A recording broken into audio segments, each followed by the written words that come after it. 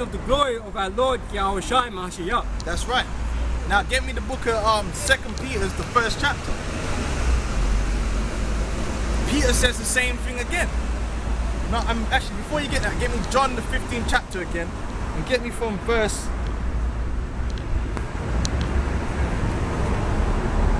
16? 12.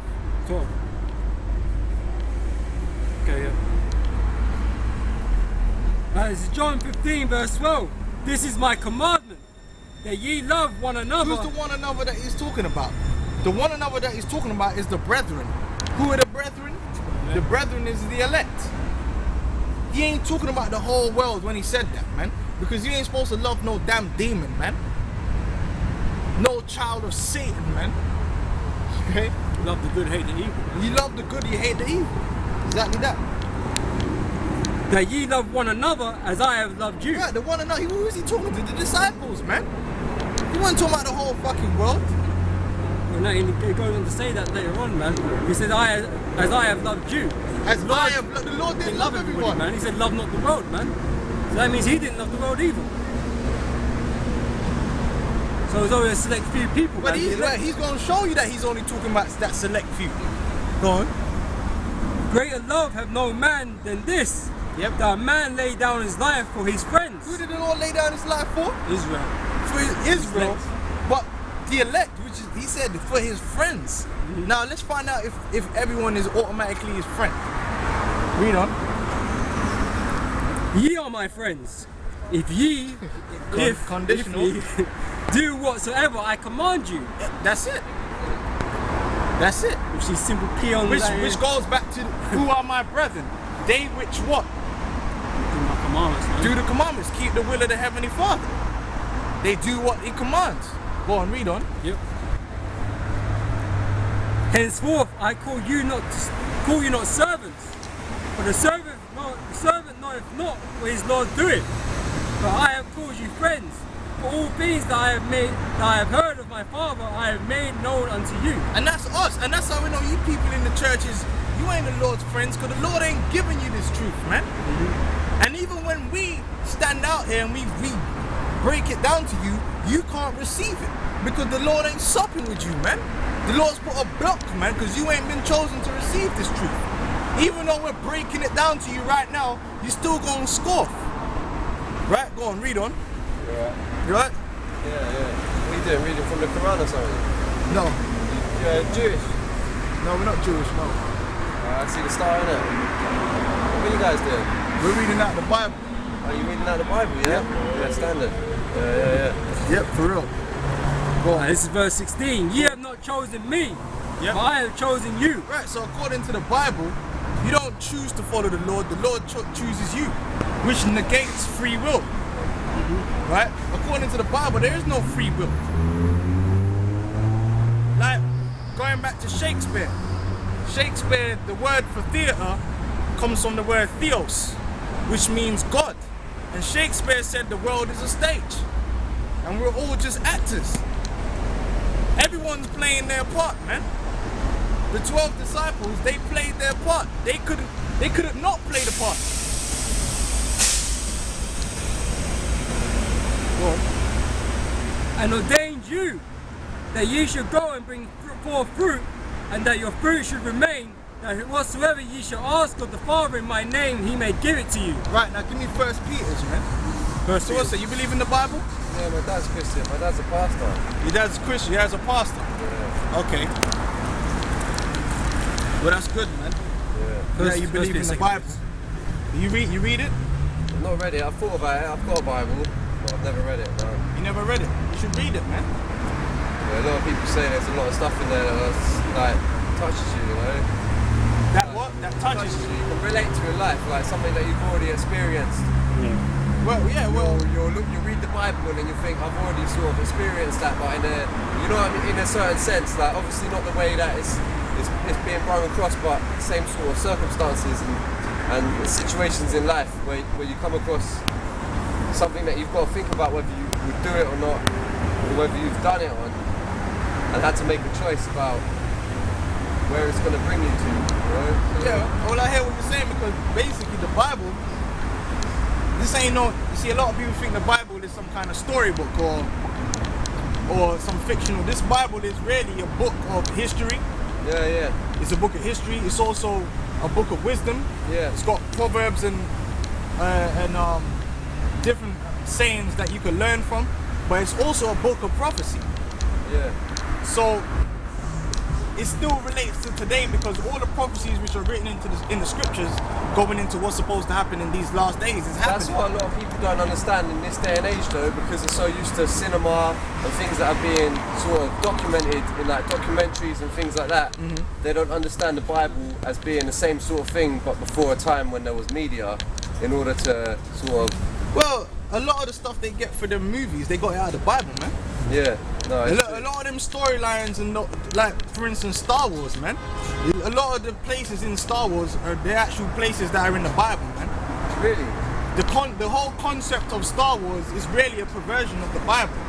Yeah, You got the Jedi. Yeah, the good and the evil. Basically. The good and the evil, and then you got the Jedi, which the word Jedi goes back to Judah, which is the head tribe of the good people in the Bible, the Israelites. Yeah, which is kind of like, it's like a lost something that people, because a lot of people have lost religion, they've lost touch with religion. Well, you know what? That's good, because you know what, man? This Bible's not about religion.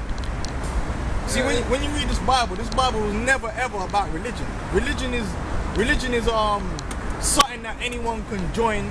It's been created. It's been created. This Bible really began as laws, statutes, commandments given unto a particular people.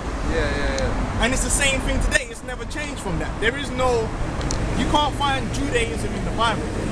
Yeah. You can't find Christianity in the Bible. Yeah. Obviously, you definitely can't find Islam in there, but that's nothing to do with this. Well, if you look back at religion, though, the oldest religion, well, one of the oldest religions is Hinduism. And if you look at a lot of stuff within other religions, a lot of it, like the Muslim religion and the Christian religion's a bit older than Muslim religion, but they come along at about the same time. And if you look at a lot of the facts within the Bible, the Quran, etc., you'll find a lot of them, they're not stories, but a lot of they have similar. Very similar. Well, it's like the flood, you know. All nations encountered the flood because Noah is the progenitor of all nations. So all nations have a recording of a flood. Yeah, all this 2012 stuff and all that stuff is kind of rubbish, but that's going into different instruments. But I'll tell you this one thing: Christianity is an old religion. There's nothing new about Christianity.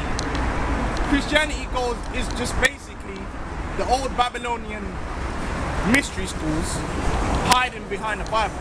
yeah, Like Catholicism. Those guys that started Catholicism, they were a bunch of pagans. yeah. Constantine the Great.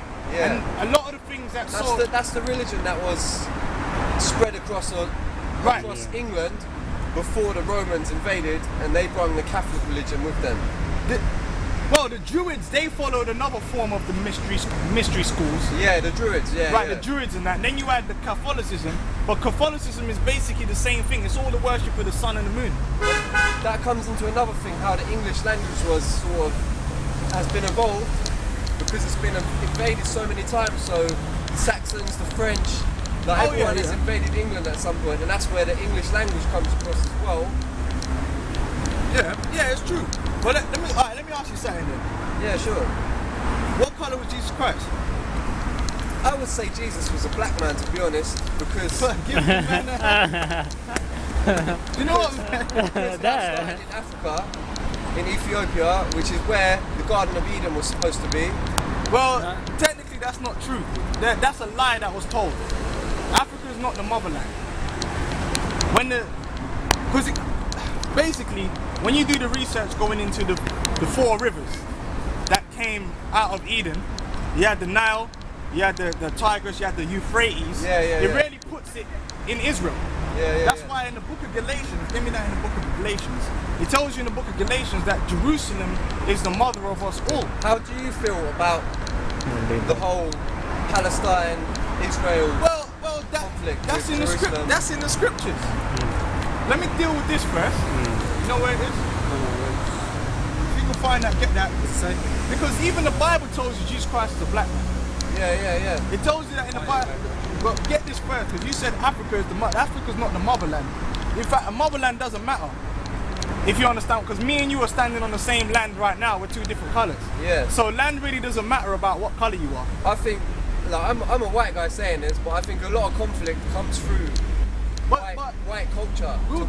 If you got time, we'll get through that. If you look at Africa, there's always been tribes within every country in Africa. There's a tribe, and there's another tribe, and there's conflicting tribes.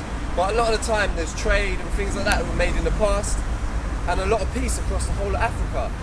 The first main wars that you find yourself facing in Africa were when the white man come, which is true, and then you find yourself with a lot of conflict, which is a European thing to conflict. Well, if you look at the First and Second World War, even wars before that between the Cavaliers and the Roundheads in England. But you're making a good case. Yeah. You're making a good case.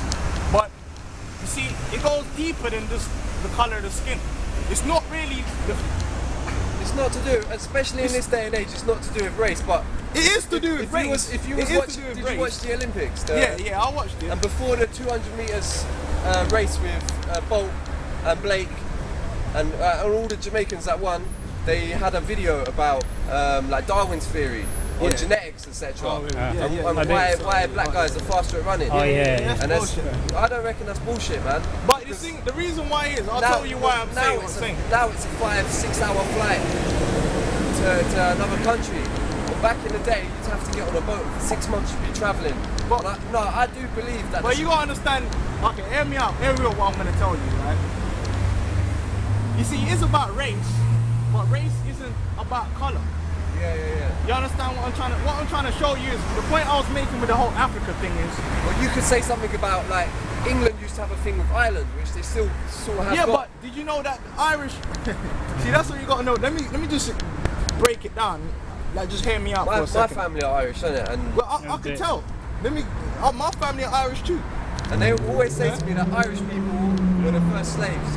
Yeah, they was. I'm a descendant of them. Yeah. I'm living proof. Yeah. But let me show you something. Give me Deuteronomy 32:8. See, are you familiar with the story of Noah's Ark? Yeah.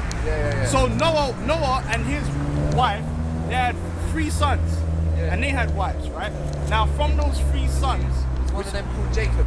No, that's way forward in history. This is when they came off the boat, which the boat, by the way, is over there on Mount Ararat, which is in the Middle East, in Turkey, okay? Now you had Ham, Shem, and Japheth. They were all people of color. Yeah. Okay? They were all people of color because Noah was a man of color, so it wasn't nothing to do with Africa. Yeah. The Hamites, they moved to what you would call Africa. The Japhites moved into Europe, and Shem kept the Middle East. You understand what I'm saying? So far. That's why to this day, the most of the people you see on the planet Earth are pigment. Yeah. But just because you got pigment, don't mean you're the same. Because you can get a Sri Lankan who's darker than me, but that doesn't mean we're the same people. Yeah. Or you can get like another guy. Don't you believe that one day in the future, I'm talking hundreds and hundreds of years, people will integrate where society where society and advertisement, etc. has caused They're people going to try integrate. and do that. They're talking about the New World Order, right? People will become the same colour through breeding. But you see, that's what I'm trying to show you. There will be one race. That's what I'm trying to. That's what I always think that when people say, "Oh, the race," what race are you? I think we're all the human race. No, we're not. We're not. Not according to the Bible. Because race, this is what I'm trying to show you, is race is nothing, has never been anything to do with colour. The whole thing about dividing people by colour came about during white supremacy. That's in America. Where it started in Europe. In the 16, 1700s. Where they said, okay, you got white, you got black and yellow, and those are the 3 races. But really, your race is based upon your lineage, according to the Bible. That's why when you read the Bible and you read about all the different nations, a man's race was, because the word race comes from the Latin word razar, which means seed. You are who your father are. You can't be mixed race. You know they say, they say like someone like Tiger Woods, they'll say he's mixed race because his mother's from Cambodia or his father's a so-called black man. But he's not. He's what his father is, no matter what he looks like. So it's to do with genes. No matter who you are, part of you is carried on in from son to son. That's why you would normally, in ancient times, you would take your father's name. You wouldn't take your mother's name. You have got ancestors from 500-600 years ago that you wouldn't even know about.